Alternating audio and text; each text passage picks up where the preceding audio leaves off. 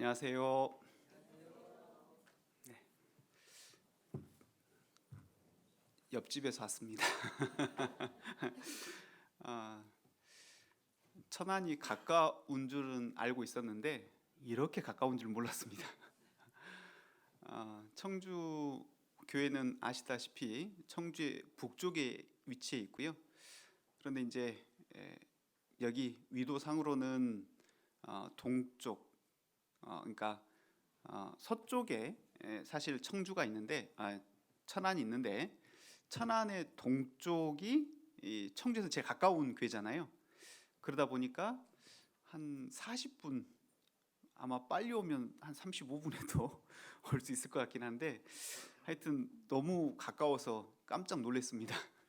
예, 어제는 내비로 켰을 때는 한 45분, 50분 이렇게 찍혀 있어서 조금 떨어져 있네 했는데 아침에 와 보니까 이렇게 더 가깝다는 걸 느꼈습니다. 거리도 가까운데요. 아마 어, 마음도 더 가까운 것 같다라는 생각이 듭니다. 예전에는 천안하고 청주랑 많이 교제하셨다면서요. 예, 축구도 많이 하시고 일단 지금은 좀 각 권역이 나눠지다 보니까 가까이 하지는 못하고 있는데 이렇게 거리상으로 가깝다 보니까 마음도 가깝다라는 생각은 드는 것 같습니다. 어, 이번에 하계 수행 몇 차 아시죠? 청주 동부는요? 8차시죠. 같이 하게 될 것 같습니다. 어, 하여튼 같이 또 협력해서 봉사도 하고 또 전도하는 일에 같이 힘썼으면 좋겠다 싶습니다. 잠시 기도하고 말씀 배우도록 하겠습니다. 우리를 영원토록 사랑하시는 고마우신 우리 주님 감사합니다. 우리에게 놀라운 생명을 허락하여 주시고 또 천국에 들어갈 수 있는 참된 소망을 허락하여 주셨음에 감사드립니다. 또 교회 가운데 머무를 수 있도록 주님께서 함께 해주시고 또 주님의 사랑과 은혜로 늘 보살펴 주심을 감사드립니다.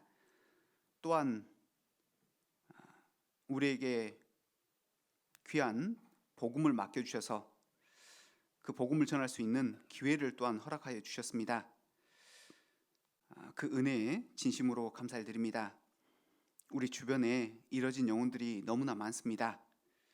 그 잃어진 영혼들을 살릴 수 있도록 주님의 지혜와 능력을 우리 가운데 덧입혀 주시고 또한 그 잃어진 영혼들을 살리는 일에 제가 최선의 삶을 살아갈 수 있도록 도와주시기를 원합니다. 혹여나 우리의 게으름으로 그 귀한 영혼들이 하나님의 은혜에서 떨어진 일 없도록 우리의 삶을 다스려 주시고 또 인도해 주시옵소서. 하나님의 은혜와 사랑을 입은 형제 자매들 한 자리에 모였습니다. 이 시간 주님의 말씀으로 각 사람에게 교훈하여 주시고 또 힘 주시고 격려해 주셔서 남은 생에 더욱 하나님 앞에서 귀한 삶을 살아갈 수 있도록 도와주시기를 원합니다. 해외에서 수고하는 선교사님과 가족들 그리고 형제자매들이 있습니다. 주님께서 일일이 기억해 주시고 그 복음 전하는 일 외에 어려움이 없도록 보살펴 주셔서 힘있게 살아갈 수 있도록 도와주시고 또한 외롭지 않도록 지치지 않도록 보살펴 주시기를 또한 기도드립니다.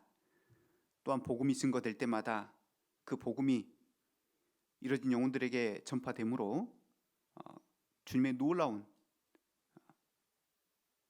하나님의 나라가 계속 확장되고 또 구원의 역사가 나타날 수 있도록 도와주시기를 간절히 기도합니다.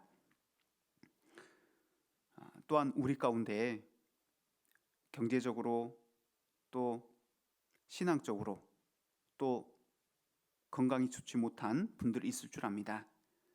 주님께서 일일이 보살펴 주시고 또 자비로운 손길로 어루만져 주셔서 치유하여 주시고 남은 생에 더욱 주님의 영광을 위해 살아갈 수 있도록 도와주시기를 원합니다. 한 시간의 시종을 주님께만 의탁드립니다.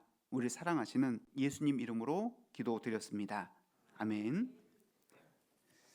잠언입니다. 잠언 27장입니다. 잠언 27장 1절 말씀입니다.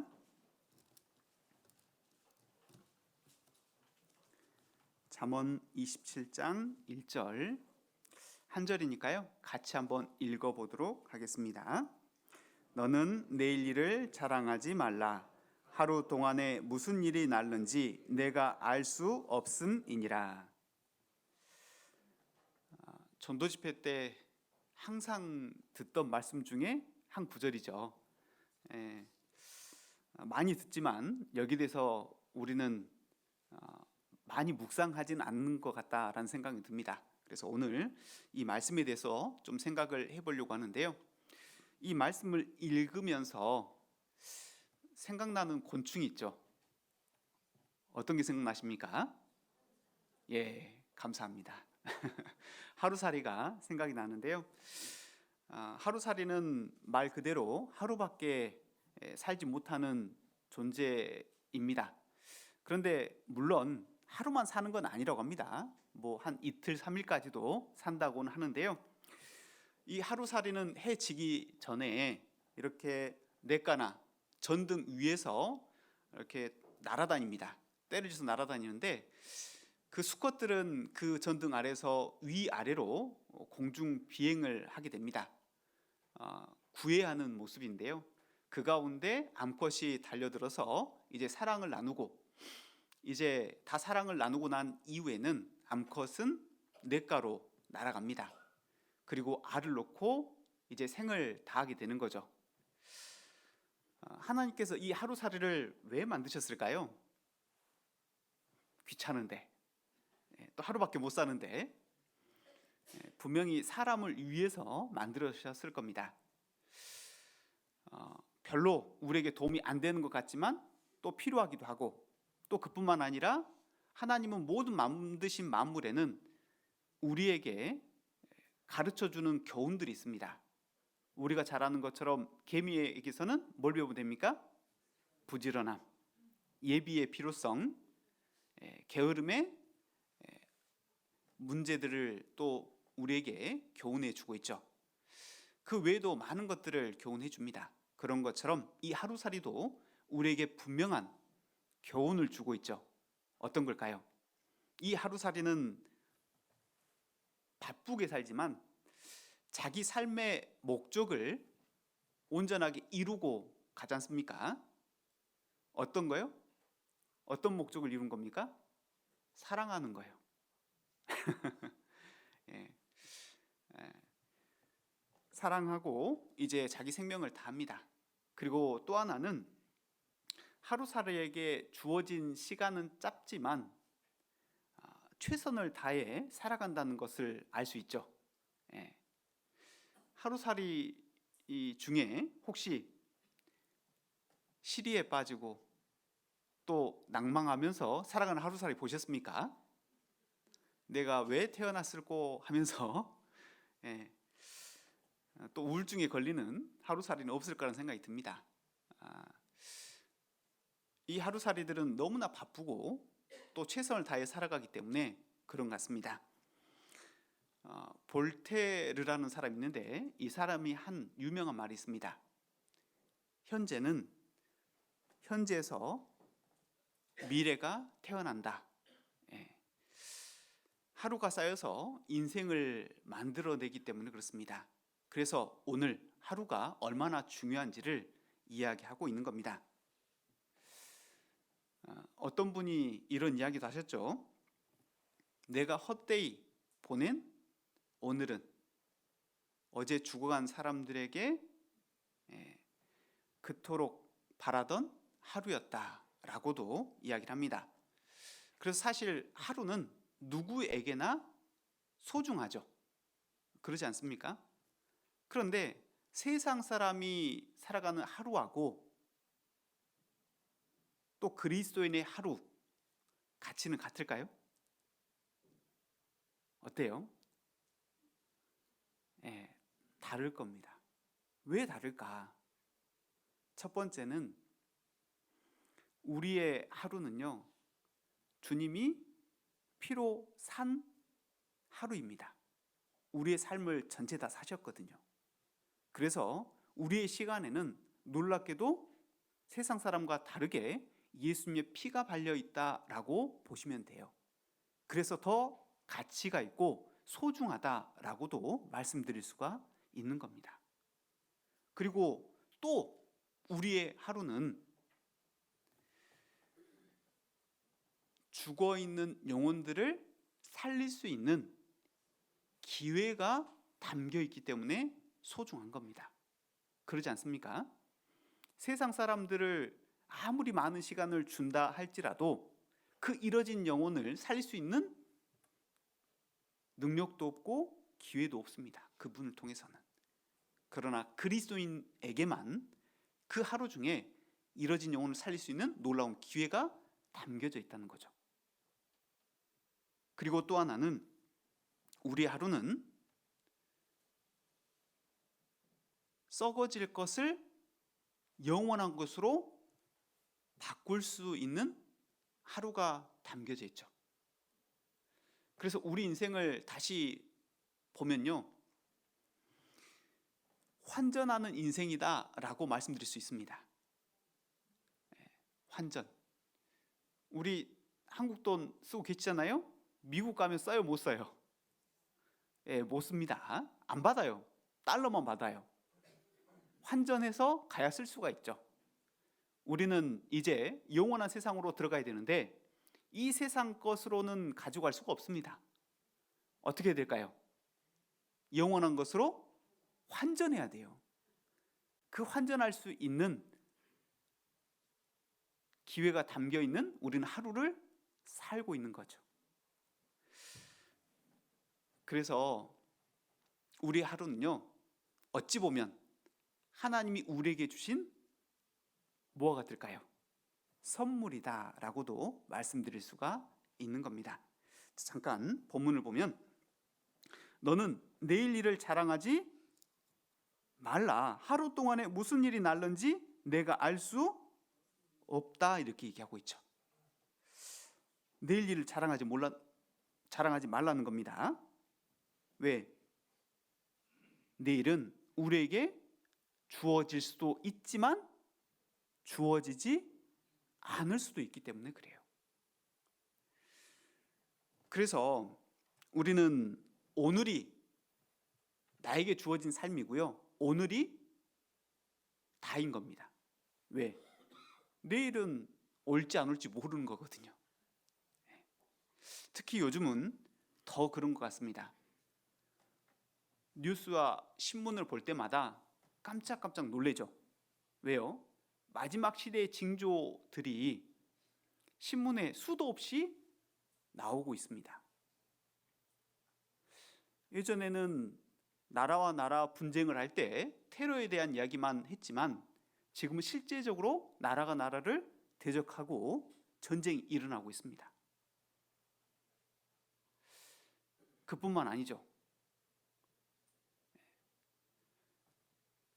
튀르키예 같은 경우에도 처음에 이제 미국과 이란 전쟁을 할 때 이란에서 튀르키예를 공격했거든요. 그래서 이란을 미워했습니다. 공격하니까 가만히 있는데.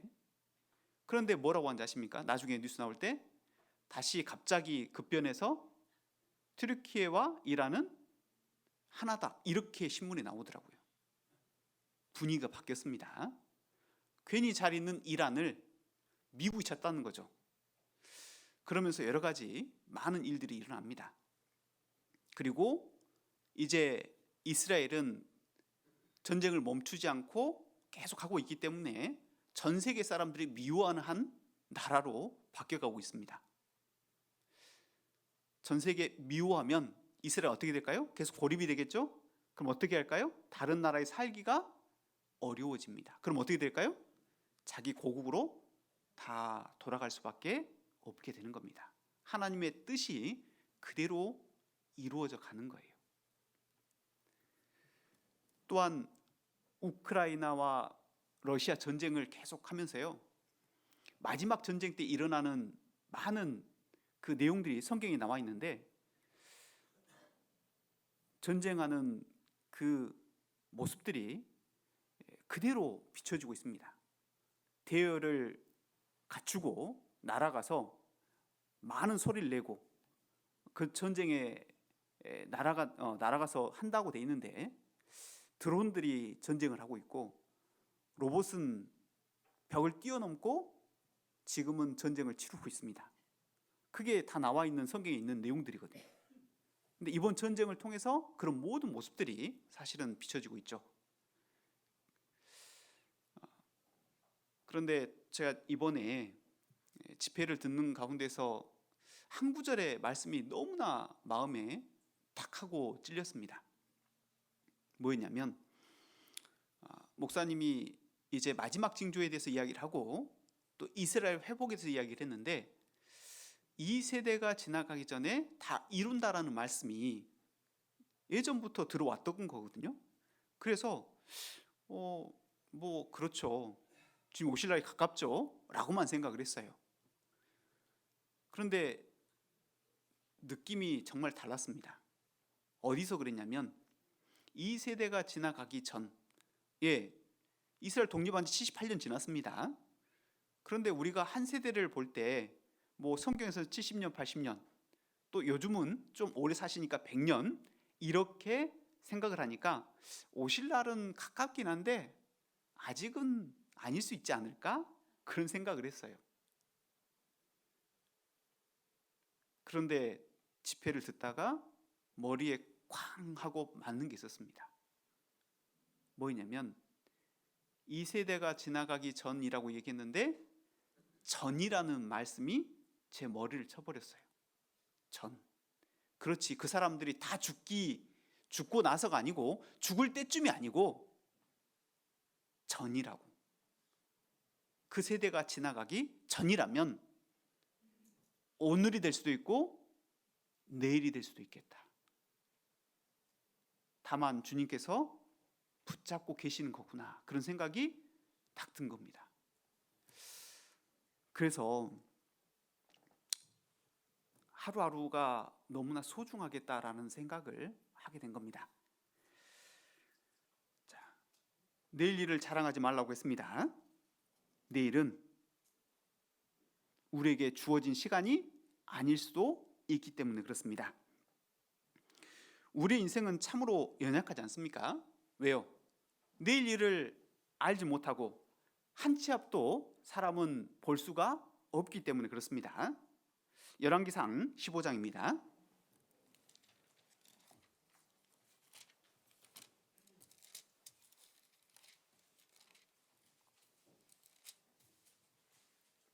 열왕기상 15장 1절부터 3절입니다.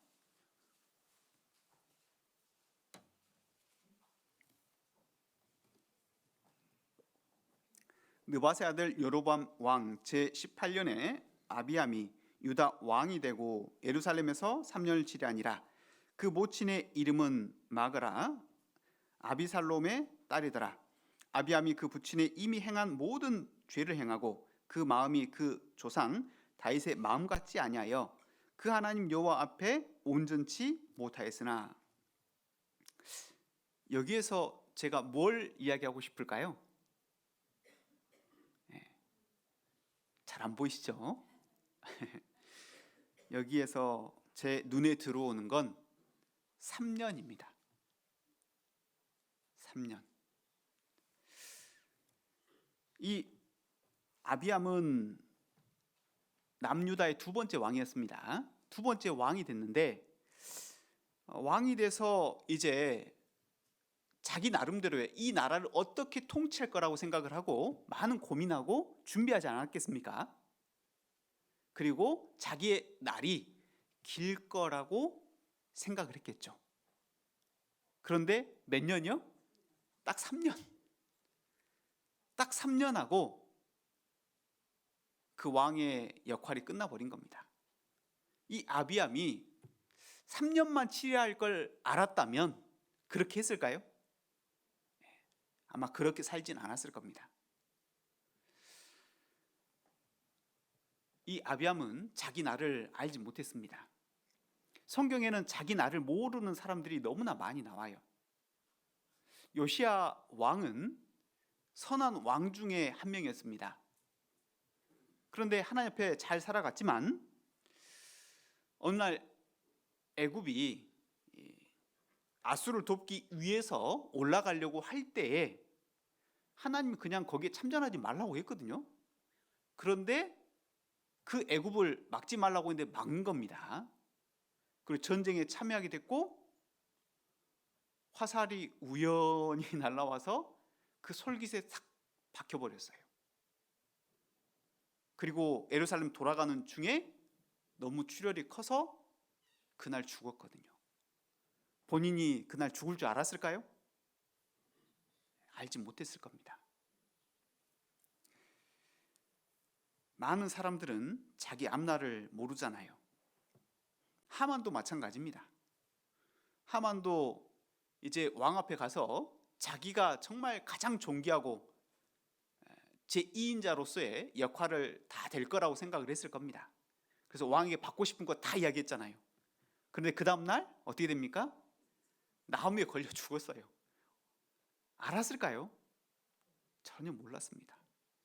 사람은 1초 앞도 사실은 모르는 거잖아요. 자기 앞날을 모르는 게 사람입니다. 결국 우리는 이제 그 날을 모르는데 언젠간 하나님 앞에 서게 돼요. 누군가 죽잖아요. 그러면 뭘 할까? 하나님 앞에서 서게 될 텐데 그때 많은 사람들이 그럴 겁니다.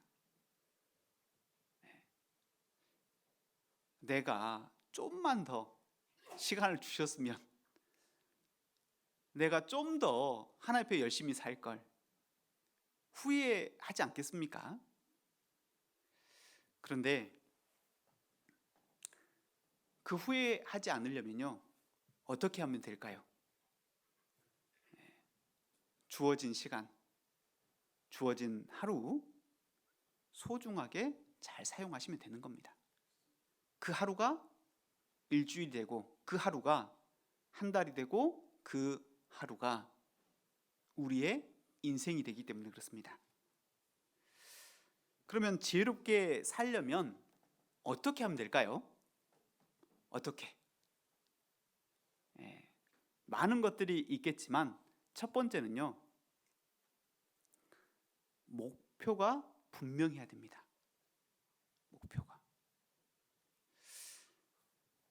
목적이 없는 삶은 마치 안고 없는 찐빵과 같다, 이렇게도 말씀드릴 수 있어요. 안고 없는 찐빵 맛있을까요? 맛없잖아요. 그거 같다는 겁니다. 목적이 있는 삶과 없는 삶은 정말 다르거든요. 자녀들에게 물어보십시오. 너의 꿈은 뭐야? 그런데 꿈이 있는 아이는 정말 자기 시간을 아껴가면서 열정적으로 살아갑니다. 그런데 꿈이 없잖아요. 그러면 게을러지고 나태한 삶을 살아가죠. 학교에서도 마찬가지입니다. 정말 목표가 분명한 아이들은요, 그 쉬는 시간까지 아껴서 공부를 하고 준비를 해요. 그런데 목표가 없는 아이들은요, 뭘 할까요? 시간만 나면 놀거나, 시간만 나면 졸거나. 조는 분 없죠? 자거나 하죠. 그게 목적 있는 삶과 없는 삶의 모습인 겁니다. 신앙도 마찬가지예요. 목적이 있는 삶과 없는 삶, 처음에는 비슷한 것처럼 보여요. 처음에 시작은 똑같은 것처럼 보입니다. 비행기가 날아가는데 미국으로 날아가요. 그런데 처음에는 한 비행기는 분명한 목적을 가지고 달려가는데 한 비행기는 조금 목표가 틀어져서 한 1도 정도 틀어졌어요. 그럼 어떻게 될까요? 다른 데로 가버리죠. 그런 것처럼 우리 신앙생활도 마찬가지입니다. 목표가 있는 분들은 눈이 초롱초롱해요. 그리고 모습을 보면 바삐 다닙니다. 제가 청년의 시기에 이제 임원을 맡았거든요. 제가 광주교회에 있었습니다. 그 광주교회에 있는데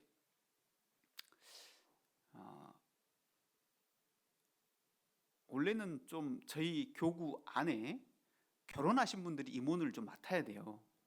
그래야 청년들을 이렇게 돌보고 하는데, 쉽게 말하면 청년회장인데 결혼 안 하고 하기가 좀 어렵잖아요. 다른 결혼하지 않는 분들을 챙긴다는 게 쉽지도 않고, 그래서 임원은 시작을 했는데 그 지역에가 청년들이 많이 없다 보니까 23살부터 임원을 했나 모르겠습니다. 하여튼 좀 빨리 시작했어요. 27이 됐는데 거치는 것들이 많은 거예요. 그래서 저 결혼 좀 해야 되겠습니다 라고 기도를 하고 이제 주변에 알리고 막 했습니다.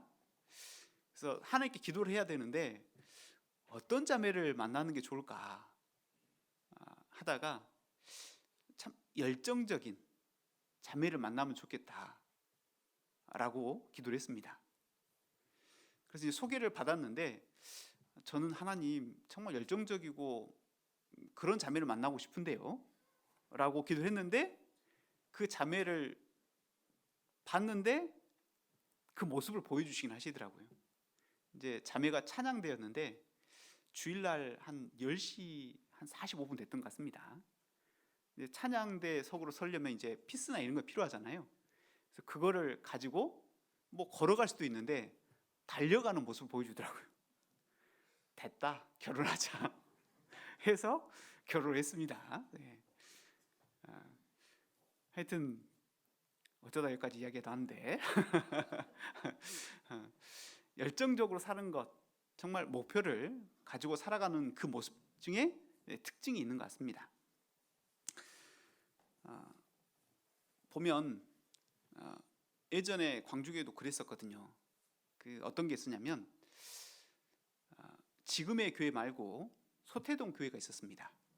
그 교회도 한 150m, 200m를 걸어 들어가야 돼요. 그런데 그 들어가는 길까지 청소를 사실 이제 주일 되면 형제님들이 많이 해주셨거든요. 그런데 어느 날 보니까 저는 이제 교회학교 학생이었기 때문에 좀 본과도 들어야 되니까 그래도 좀 빨리 가는 게 있었거든요. 한 8시 되니까 막 청소를 하고 계셔요. 그래서 참 빨리 나와서 일찍 봉사하신다 라고 봤습니다. 그런데 어느 날부터 그분들 청소한 분이 안 보여요. 왜 안 보이지? 봤더니 이미 청소를 다 하신 거죠. 그런데 나중에 알아봤더니 그 시간이 점점 청소 시간이 빨라졌대요. 왜 빨라졌을까요? 청소 도구가 한정돼 있어서 개수가. 근데 늦게 오면 어떻게 해요? 청소를 못해. 상급 쌓는 걸 잃어버리는 거예요. 그러니까 상급을 쌓고 싶은데 빨리 나와야 되니까, 빨리 나와서 빗자루 들어야 상급을 쌓으니까 그분의 목표는 뭐였냐면 상급 쌓는 거. 그러니까 점점 빨라지더니 제가 알기로 한 6시 반에 나와가지고 청소한 분도 있었던 걸로 들은 걸로는 그런 것 같습니다. 목표를 가지면 그렇게 삶이 바뀌는 겁니다. 그런데 목표가 없으면 완전히 바뀌어버리거든요. 사무엘상 24장입니다.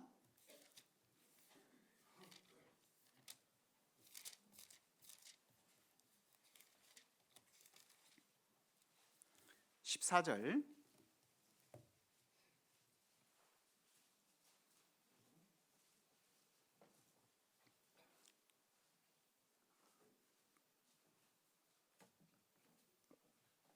24장 14절 이스라엘 왕이 누구를 따라 나왔으며 누구를 쫓나이까? 죽은 개나 벼룩을 쫓음이니이다. 이 내용은 우리가 잘 아시는 대로 사울 왕이 다윗을 죽이기 위해 쫓아가는 그 모습을 이야기하고 있는 겁니다. 다윗 설명한 거죠.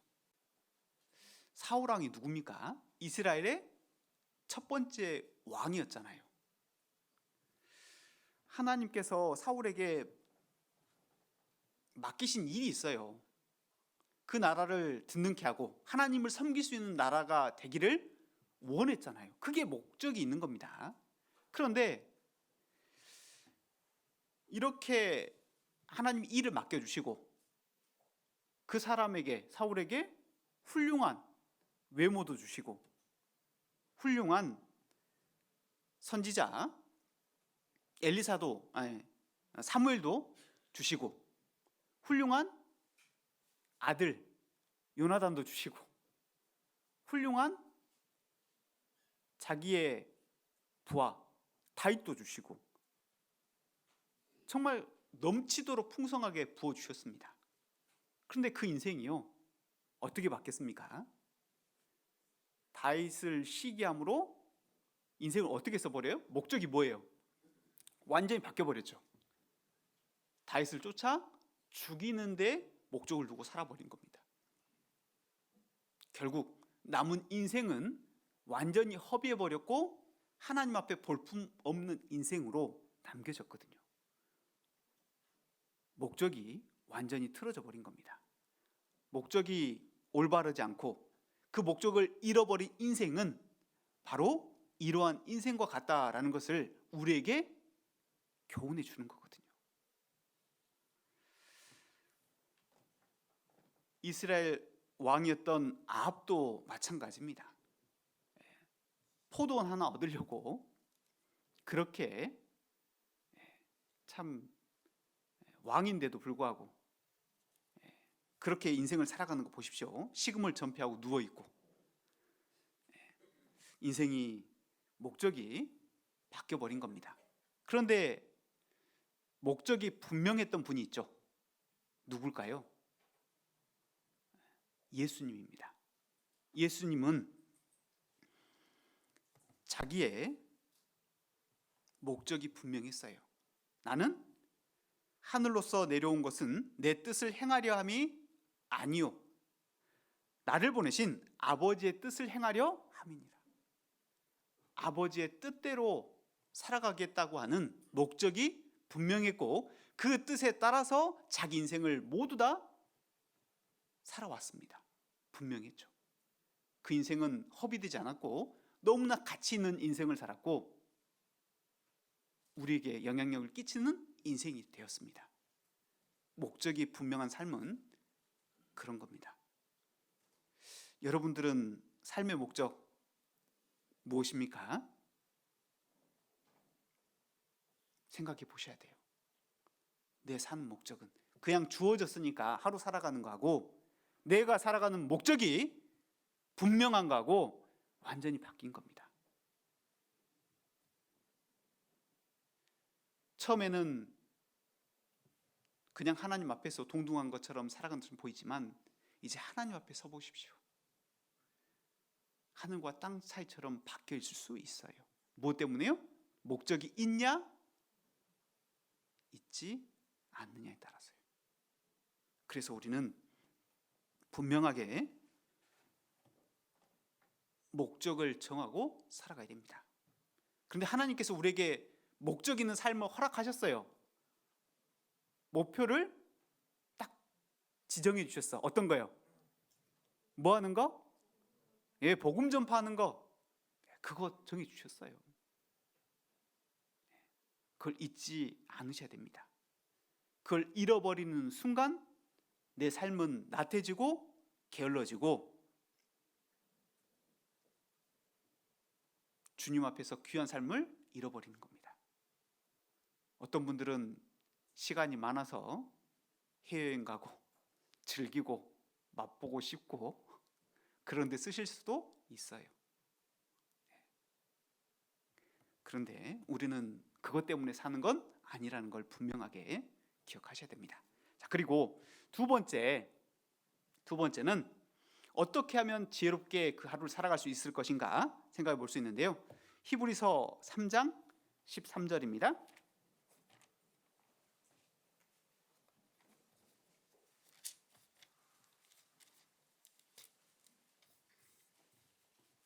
히브리서 3장 13절.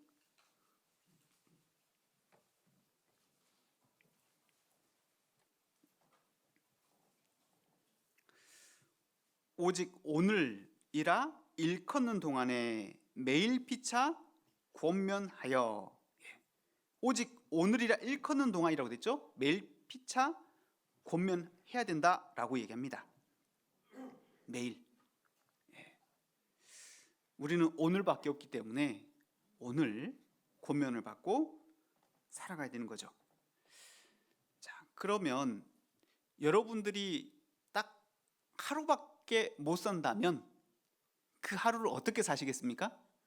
어떻게 보내실래요? 오늘밖에 없어요. 어떻게 사실래요?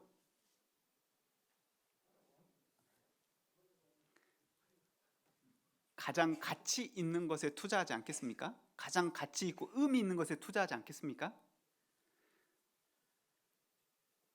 병원에 많은 사람들이 오늘도 이렇게 죽어가고 있습니다. 그런데 그분들에게 오늘 죽어가지만 하루의 시간을 더 건강한 모습으로 드린다면 어떻게 사실래요? 라고 묻는다면 어떻게 해야 할까요? 무엇을 위해 살까요? 많은 이야기를 하십니다. 가치 있고 의미 있는 곳에 둬야 되겠죠. 근데 그러면 가치 있고 의미 있는 게 뭔데요? 라고 물어볼 수 있지 않겠습니까? 우리에게 가치 있고 의미 있다 라고 하는 것이 무엇일까? 우리가 하나님께 물어본다면 정말 하나님 가치 있고 의미 있는 게 뭘까요? 물어본다면 어떤 이야기를 해주실까요? 이렇게 이야기하지 않겠습니까? 내 마음을 다하고 목숨을 다하고 뜻을 다하여 하나님을 사랑하라. 그게 가장 가치 있다라고 말씀드릴 겁니다. 왜 주님을 우리는 사랑할 수밖에 없냐? 우리의 존재 이유는 사실 주님께서 우리를 사랑하셨고 우리도 주님을 사랑하기 위해 창조됐잖아요. 이 땅에 우리가 사람이 있는 이유와 목적이 뭡니까? 하나님과 영원히 사랑하며 같이 살려고 사실 존재된 거예요. 그죠? 존재 이유와 목적이 사실은 주님과 사랑하는 겁니다. 그리고 또한 왜 사랑이 중요하냐? 우리의 삶의 출발점은 어디서 시작되냐면 주님을 사랑하는 것으로부터 시작이 되는 겁니다. 주님을 사랑하지 않잖아요. 그러면 섬기는 일도 또한 전도하는 일도 수고와 헌신하는 일도 오랫동안 할 수가 없어요. 사랑하니까 그 일을 자연스럽게 하고 있는 거거든요.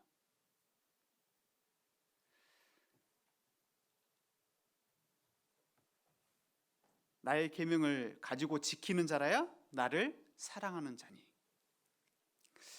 정말 가치 있는 인생이라면 결국 영원히 남는 건데 하나님과 관계된 일이거든요. 하나님과 관계된 일을 하려면 어떻게 해야 될까? 생명의 말씀을 밝혀 나의 다름질도 헛되지 아니하고, 결국 그 말씀 안에서 순종하고 살아갈 때 말씀과 비춰서 살아가는 삶이 결국 주님과 동행하는 거고, 그 삶이 헛되지 않고 결국 하나님 앞에 영원히 남는 삶이 되는 거거든요. 그래서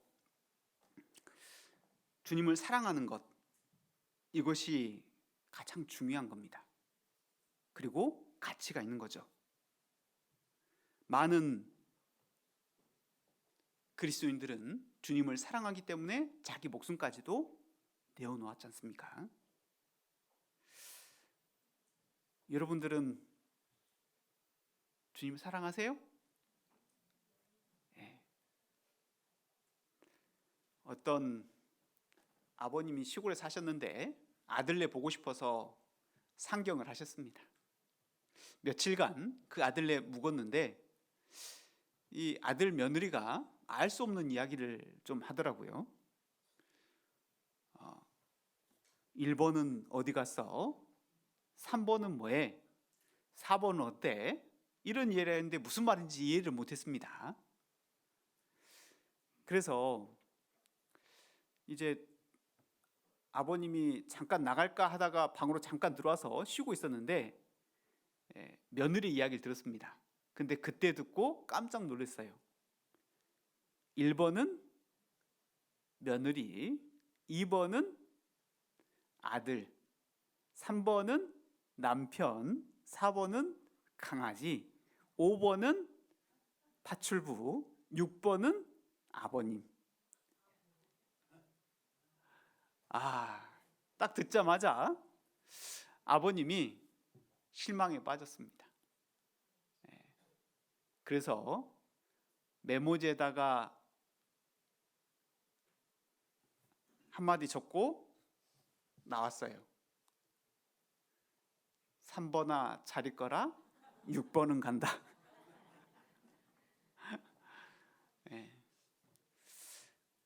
참 우리가 보면 우스운 이야기 같지만 내가 6번이라고 생각을 해보면 가슴이 미어지고 아프지 않겠습니까?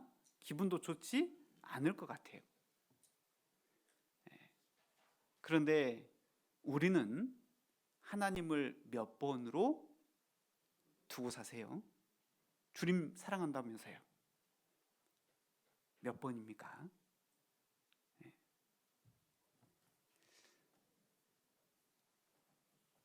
보면 3등이라는 시도 있어요. 1번은 1등은 하고 싶은 일, 2등은 해야 될 일, 3등은 하나님 만나는 일. 하고 싶은 일 다 하고 해야 할 일 다 마치고 그 후에 여유가 있으면 하나님을 만납니다. 하나님은 3등입니다. 그런데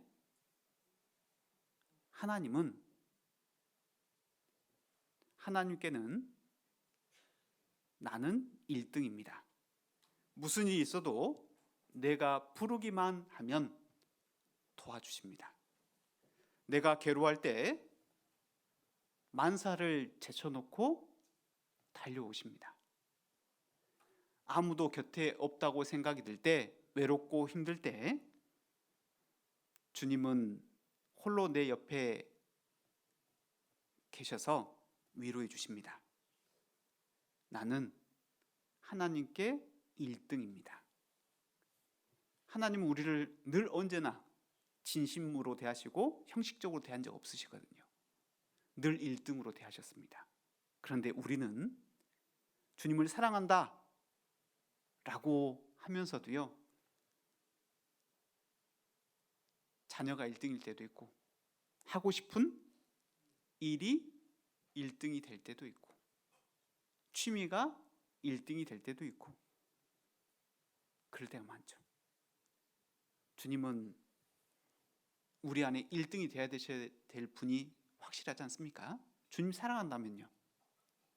그런데 그렇지 않다면 다시 한번 돌아볼 필요성이 있지 않겠습니까? 그리고 주님을 사랑하는 것, 이것이 가장 가치 있을 겁니다. 그리고 또 내 이웃을 내 몸과 같이 사랑하라. 그것이 또 중요하지 않겠습니까? 형제자매를 사랑한다는 것, 단순한 감정이 아닙니다. 섬김과 또 용서로서 나타나야 되겠죠. 그 많은 분들이 이제 죽어오면서 이야기합니다. 정말 미안했다고. 내가 그러지 말았어야 되는데 왜 그런 사소한 거 가지고 화내고 미워했는지 모르겠다고 그런 이야기를 하거든요. 우리도 서로 사랑하는 것, 그게 가장 소중한 거거든요. 제가 이제 이 교회 저 교회 이제 다니면서 몇 번 다녀보다 보면 남는 게 뭐가 있을까요? 남는 건 얼마나 형제자매들과 서로 사랑했는가. 아직도 예전 교회 형제 때 모습에 기억이 남는 게 있어요. 한 구역장님이 이제 굴을 사오셨더라고요. 그래서 이제 그 굴을 마당에서 막 구우시는 거예요. 그래서 우리 구역 식구들 이렇게 드시라고 막 나눠주는데 그게 아직도 기억에 남습니다. 왜 그렇게 하셨을까요? 구역은 식구들을 사랑하니까. 그런 모습들이 남는 겁니다. 그리고 사랑하니까 용서하는 거고요.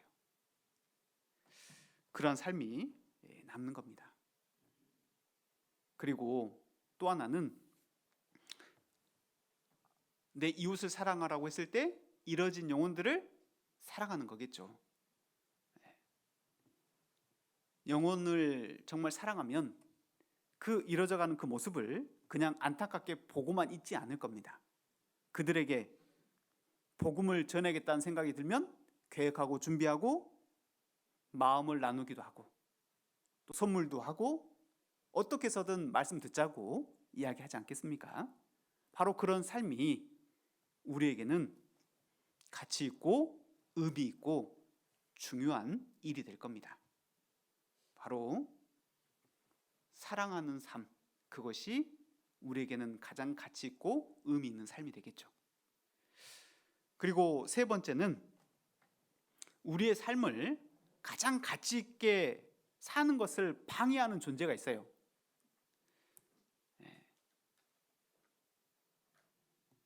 뭘까요? 잠언 6장입니다.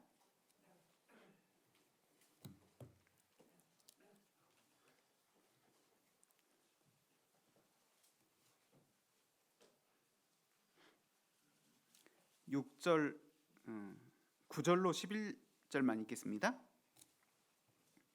잠언 6장 9절로 11절. 게으른 자여 내가 어느 때까지 눕겠느냐? 내가 어느 때에 잠이 깨어 일어나겠느냐? 좀 더 자자, 좀 더 졸자. 손을 모으고 좀 더 눕자 하면 내 빈궁이 강도같이 오며 내 곰핍이 군사같이 이르리라.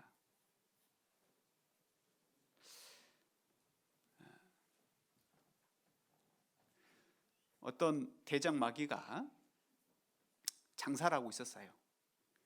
그래서 많은 물건들을 내놓고 파는데 이제 그 어떤 또 다른 마귀가 그 무기를 사러 왔습니다. 그래서 여러 무기 중에 이 무기를 딱 들었는데 별거 아닌 것 같은데 너무나 가격이 비싼 거예요. 아니 이건 왜 이렇게 비쌉니까? 그런데 그 파는 마귀가 얘기하는 거예요. 다른 것들은 너무나 그 그리스도인들이 눈치를 잘 채가지고 잘 걸리지 않는데, 근데 이 무기는 너무나 잘 걸린다는 거예요. 그래서 이거는 한번 딱 걸렸다 그러면 빠져나기도 어렵고 너무나 조용하게 잘 걸리는 무기이기 때문에 비싼 거라고. 그게 뭐냐면 게으름입니다.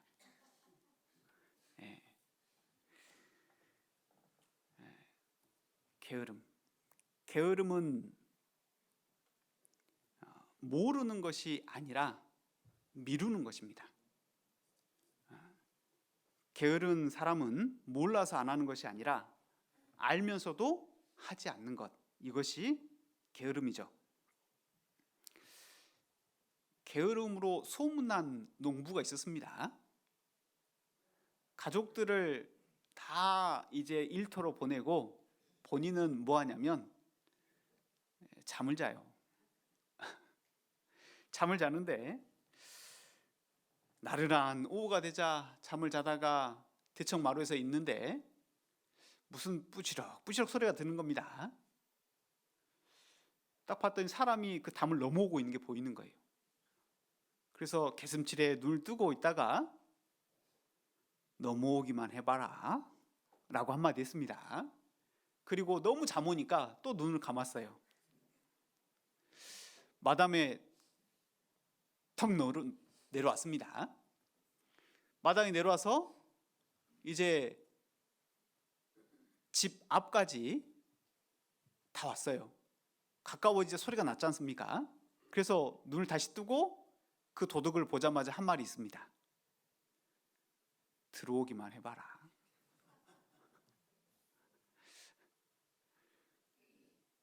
그러다가 이제 또 다시 잠이 들었는데 들어가서 이것저것 많은 것들을 집어넣었어요.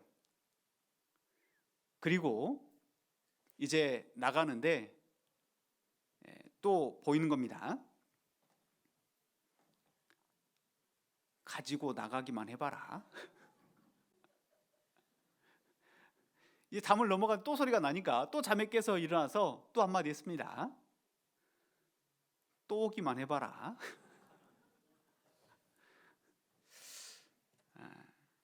이 농부는 잠자는 가운데서 자기 가지고 있는 많은 소중한 것들을 다 잃어버렸습니다.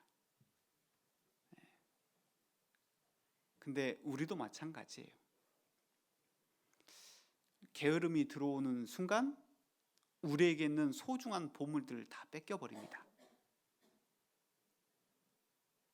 어떤 거예요? 나에게 있는 보물이 뭡니까?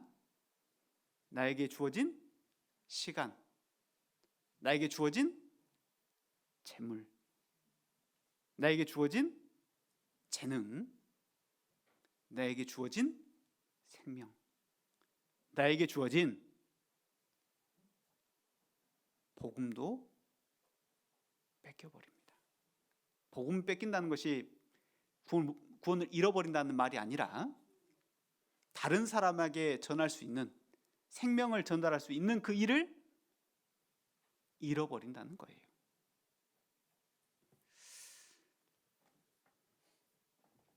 강도는 몰래 들어와서 모든 걸 뺏어가 버리는 겁니다.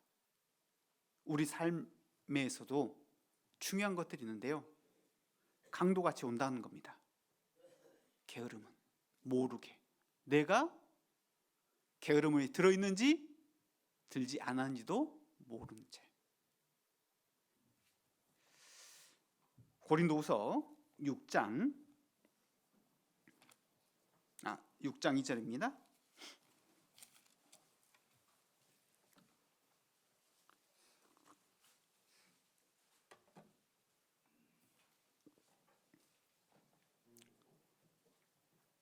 가라사대 내가 은혜 베풀 때에 너를 듣고 구원의 날에 너를 도왔다 하셨으니 보라 지금은 은혜 받을 만한 때요 보라 지금은 구원의 날이로다.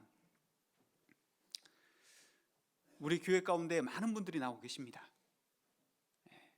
그래서 구원받는 분 많죠. 그런데 다 구원받았으면 좋겠습니다. 그 말은 우리 안에도 혹시 아직 구원받지 못한 분도 있을 거라는 이야기예요. 성경에 보면 뚝정이와 가라지와 곡식, 뚝정이와 알곡 보면 뭔가 붙어 있죠. 붙어 있어요. 그 말은 곡식 안에 가라지가 숨겨져 있는 겁니다. 우리 안에 많은 곡식이 있지만 가라지도 있을 수 있다는 것을 생각해 봐야 돼요. 정말 하나님 앞에 청구할 수 있는 확신을 다 가지고 계십니까? 특히 우리 학생들은 정말 더 점검하고 점검해 봐야 돼요. 왜냐? 어르신들은 많은 세상 살아왔고 그 가운데서 자기 선택의 삶을 살아왔습니다. 그래서 이 말씀 듣는 것도 본인이 선택하고,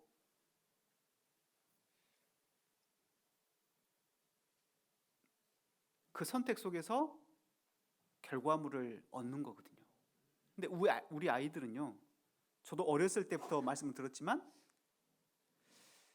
그냥 뭐 사줄게 와서 오거나, 아니면 부모님이 너 말씀 들어야 돼 라고 하니까 자의반 타의반 와가지고 앉아만 있는 아이들도 많습니다. 그러다 보면 결국 하나님은 우리에게 주신 선물 중에 하나가 선택이라고 하는 자유의지를 주셨는데, 그 선택 속에서 선악과와 생명과가 있는데 생명과를 따먹기를 원하시는 거거든요. 선택하기를 바라시는 거거든요. 근데 그 선택을 하지 않는 거예요. 그냥 듣는 겁니다. 선택하지 않는 겁니다. 그러다 보면 복음은 알았는데 그 복음이 마음속에서 이루어지지 않는 경우들이 간혹 있어요.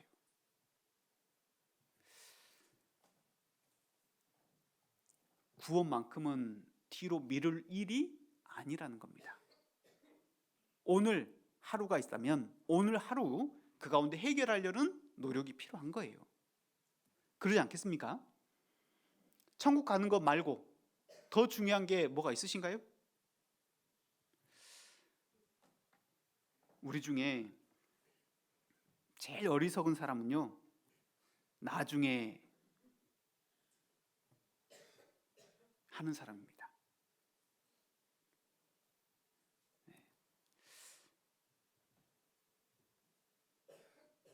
내 구원의 문제만큼은 정말 빨리 해결하고 사시는 게 정말 중요해요. 그걸 게으르게 놔둬서는 안 되는 겁니다. 나중에 말씀 듣다 보면 구원 되겠지. 아닙니다. 직접 해결하시려고 하셔야 돼요. 그래야 믿음이 내 안에서 이루어지게 되는 겁니다. 내가 믿으려는 마음도 있고 하나님이 믿게 해준 믿음이 있거든요. 그게 화합이 돼야 돼요. 그리고 우리는 알고 있죠. 이뤄진 영혼들, 혹시 구원받지 못한 가족들이 있다면 그분들이 죽고 난 뒤 어디로 갈 거라는 걸, 얼마나 끔찍하게 고통 가운데 살아야 된다는 걸 다 알고 있어요. 누가복음에 나오는 부자 보십시오. 불꽃 가운데 고민하나이다. 너무나 고통스럽고 힘들어하는데 물 한 방울만 찍어서 내 혀를 서늘케 해달라고, 그 고통의 소리를 우리는 느끼고 듣습니다. 그런데 그 목소리가 어디에서 들리냐면 내 가족들에게 들려요. 고통의 소리가. 그런데 우리는 그런 소리를 외면해 버립니다. 다음에, 아직은 마음의 문이 안 열렸으니까. 그런데요, 그러다가 후회하는 겁니다. 예전에 서울교회에서 어떤 한 청년 자매님이 간증을 하셨어요. 동생이 있는데 그 동생에게 전도하고 싶은 마음이 정말 간절했습니다.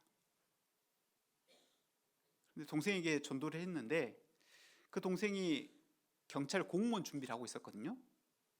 그래서 동생이 그러는 겁니다. 아니, 누나가 어떤 말 하려는지는 알겠어. 근데 지금 내가 사정이, 공무원 시험이 얼마 남지 않았는데 그 말씀 듣고 있겠어? 좀 내가 합격하고 나면 들어줄게 라고 얘기했어요.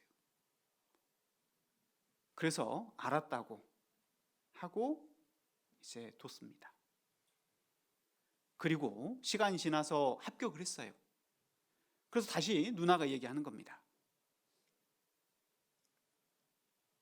말씀 한번 들어보자고. 그런데 또 동생이 얘기하는 거예요. 아니, 누나 정말 정신이 없는 거 아니야? 아니, 지금 이제 초임 발령받아서 배워야 될 것도 많고 해야 될 것도 많은데 내 사정을 왜 그렇게 몰라주냐고. 아, 그래 조금만 더 있다가 듣자 라고 이야기했어요. 그리고 조금 시간이 흘렀습니다. 그 누나에게 전화가 왔어요. 어디 병원이라고.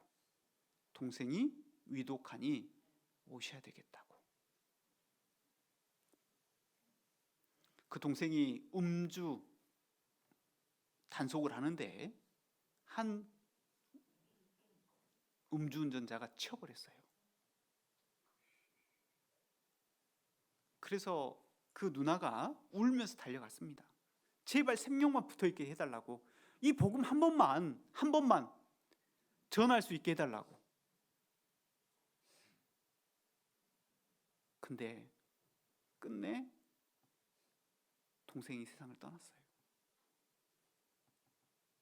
그래서 얼마나 슬픔에 울었는지 모릅니다. 그리고 후회했는지 모릅니다. 때를 얻든지 못 얻든지 전하라고 했는데 내가 왜 그랬을까? 그걸 서울 청년의 동계수련회던가 자매님이 실제로 간증하셨어요. 아마 영상에 남아 있을 겁니다. 우리도 그 후회하지 않고 눈물 흘리지 않으려면요, 미루면 안 되는 겁니다. 게으름은 계속 내일 하면 되겠지, 다음에 되겠지 라고 미룰 겁니다. 그런데 차차 하겠다고 하지만 안 될 확률이 많아요. 그래서 우리는 그 게으름에서 벗어나는 것이 지혜로운 겁니다. 그리고 하루를 가장 가치 있게 살아갈 수 있게 될 거예요. 그리고 네 번째는 오늘이 하루밖에 없다면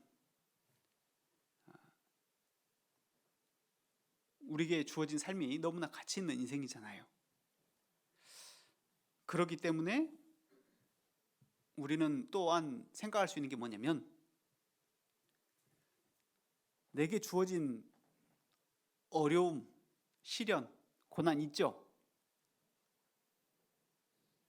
없는 분들은 신앙이 안 자라고 있다 이렇게 보시면 됩니다. 근데 누구나 있을 거예요. 여러 모양이에요. 정말 갖가지 모양이 있습니다.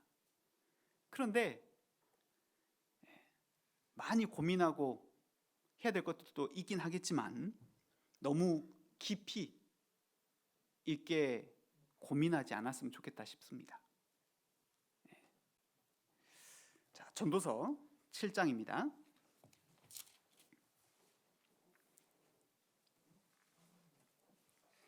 전도서 7장 14절.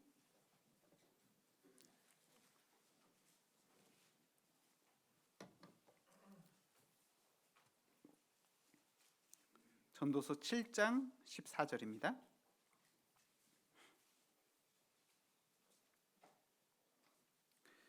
형통한 날에는 기뻐하고 공고한 날에는 생각하라.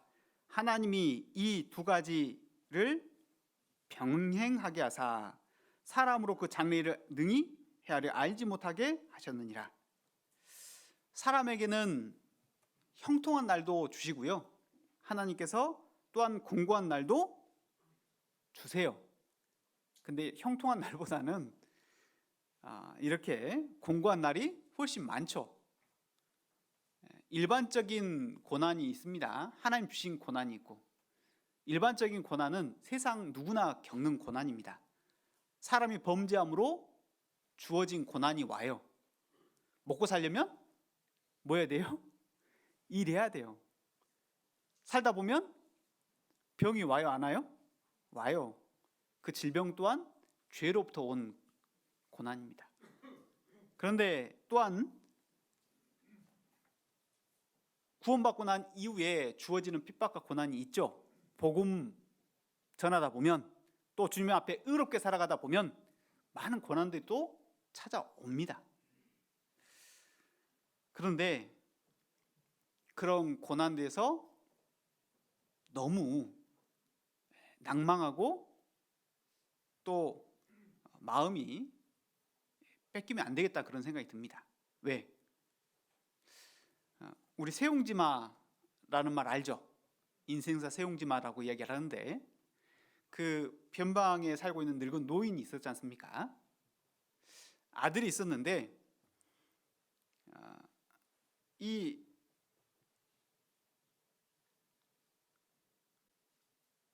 그 노인이 키우던 말이 한 마리 나가버렸습니다. 그랬더니 주변에 주민들이 이야기하는 겁니다. 아이고 안 됐네. 이 어르신이 이야기하는 겁니다. 그거는 두고 봐야 알죠. 그랬더니 한 마리가 나갔는데 짝을 이뤄서 한 마리 더 데리고 갔어요. 그래서 그 노인 이야기하는 겁니다. 아니 그 주변에 있는 사람 이야기하는 겁니다. 아이고 참 어르신은 좋겠어요. 말 한 마리 더 생겨서. 그거는 두고 봐야 알죠. 얘기하는 겁니다. 그런데 그 아들이 있었는데 아들이 그 말을 타고 나가다가 다리가 똑 하고 부러져 버렸어요. 또 주변에 얘기하는 겁니다. 아이고 어르신 안 됐어요. 다리가 부러져서 자식이 다시 다리가 부러져서 어떻게 합니까? 이야기했습니다. 그건 두고 봐야 알죠. 딱 전쟁이 났어요. 남자들은 다 징집했는데 아들은 다리 다쳐서 못 갔습니다. 사람 일이라는 것이 무엇이 잘 되는지 못 되는지 잘 모릅니다. 그래서 우리에게 하나님께서 여러 가지 일을 병행하게 하시는데 주어진 그 일이 이게 잘 되는지 못 되는지 모르죠. 그래서 그건 나중에 돼봐야 아는데 어찌됐든 우리는 일일비 하지 않고 살아가는 게 좋겠다. 왜요? 내일 주님 만나면 그 고민했던 게 뭔 의미가 있어요? 그러지 않습니까? 주님 내일 만난다면 지금 고민했던 게 아무런 의미 없는 고민이 될 수밖에 없다라는 거예요. 마태복음 6장에 가보면 너희 중에 누가 염려함으로 그 키를 한 자나 더할 수 있느냐라고 얘기하잖아요. 염려한다고 키가 더 자라요? 저도 그런 염려해가지고 키 좀 자랐으면 좋겠네요. 염려한다고 키는 자라지 않습니다. 내가 염려한다고 그 일이 해결되지 않아요. 그래서 우리는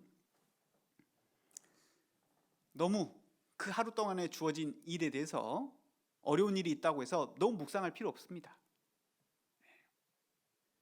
내일이면 이제 주님 만난다면 다 내려놔야 되거든요.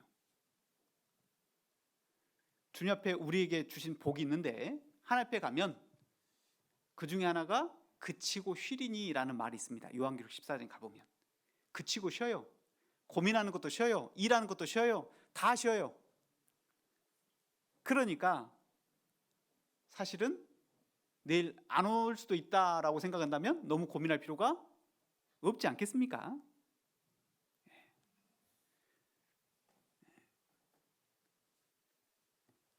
우리 가운데 염려 없는 분은 없을 겁니다. 그런데 그 염려는 주님께 맡기고 사는 것이 맞지 않겠습니까? 그래서 너의 행사를 여호와께 맡기라 이렇게 돼 있어요. 맡기라 이 말은 갈랄이라는 그 어원에서 히브리어인데요. 여호와께 굴려버리라는 겁니다. 뭔가 염려 있으면 여호와께 굴려버리래요. 다 굴려버리래. 그러면 굴려간 것은 나한테 있어요 없어요? 없어요. 주님이 다 받아주시겠다는 거죠. 주님께 그 문제는 다 넘어갔기 때문에 너무 고민하지 말라는 겁니다. 우리 주님은 날마다 우리 짐을 지시는 주시거든요. 그래서 우리의 삶을 사실은 다 맡겨버릴 수가 있고 또 그 어려운 고난은 내일이면 안 온다면 다 끝나는 거기 때문에 너무 고민하고 힘들어할 필요 있다 없다? 없다 이렇게 볼 수가 있는 겁니다.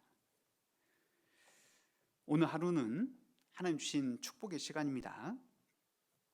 그래서 더욱 가치가 있고 의미 있는 일에 우리가 사용했으면 좋겠다 싶습니다. 또 힘든 일이 있지만 너무 괴로워하지 않으셨으면 좋겠어요. 내일은 우리에게 없을 수도 있기 때문에 그래요.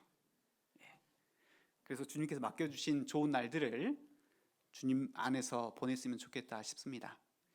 본문 잠깐 한번 읽겠습니다.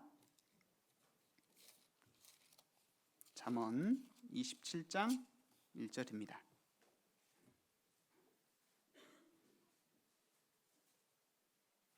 같이 한번 읽어볼까요? 너는 내일 일을 자랑하지 말라. 하루 동안에 무슨 일이 날는지 내가 알 수 없음이니라. 전도 집회 때만 들었던 말씀이 좀 새롭게 들리시죠? 네, 이렇게 하루를 더욱 가치 있게 사는 우리 천안 동부 교회 식구들이 됐으면 좋겠습니다. 기도 마치겠습니다. 우리를 참으로 사랑하시는 고마우신 우리 주님 감사합니다. 우리가 무엇이 간데 그토록 사랑하여 주셔서 독생자 예수 그리스도의 보배로운 피를 흘려주시고 구원해 주셨습니까? 그 은혜 진심으로 감사드립니다. 또한 은혜 위에 은혜라는 말씀처럼 우리에게 풍성한 은혜로 채워주심을 감사드립니다. 교회라고 하는 풍성한 은혜를 받았고 또 귀한 형제자매라고 하는 귀한 풍성한 은혜를 받았고 또 말씀의 은혜를 얻게 하심을 감사드립니다. 오늘 들은 말씀을 통해서 우리가 하루가 얼마나 소중한지 또 귀한 그 하루를 어떻게 사용해야 되는지 또 무엇으로 인하여 뺏기게 되는지 교훈을 받았습니다. 주어진 그 하루를 더욱 하나님 앞에 귀하고 가치 있게 사용할 수 있도록 우리의 삶을 인도하시고 함께 주시길 원합니다. 그러기 위해서 이 말씀들이 내 마음 가운데 심겨질 수 있도록 도와주시고 또 그 말씀이 우리 삶 가운데 나타날 수 있도록 도와주시옵소서. 하나님께서 이곳 가운데 정말 귀한 교회를 세워주셨습니다. 천안 동북교회에 주님께서 더욱 아름답게 가꾸어 주시고 특히 사랑이 넘치는 교회가 되어 이 교회 안에만 오면 기쁨이 넘치고 서로 사랑하며 더욱 주님 안에서의 기쁨을 더욱 누리는 교회가 될 수 있도록 도와주시고 또 그뿐만 아니라 이 교회를 세워주셨기에 이 교회를 세워주신 목적이 이 주변에 이뤄진 영혼들에게 복음을 증거하는 일임을 잘 알고 있습니다. 주변에 정말 하나님을 찾고자 하는 그 영혼들 이 교회와 연결시켜 주시고 또한 이 교회를 통해서 구원받는 역사가 날로 나타날 수 있도록 도와주시길 원합니다. 더욱 천안 동북교회가 부흥할 수 있도록 주님 함께해 주시옵소서. 우리를 사랑하시는 예수님 이름으로 기도드렸습니다. 아멘.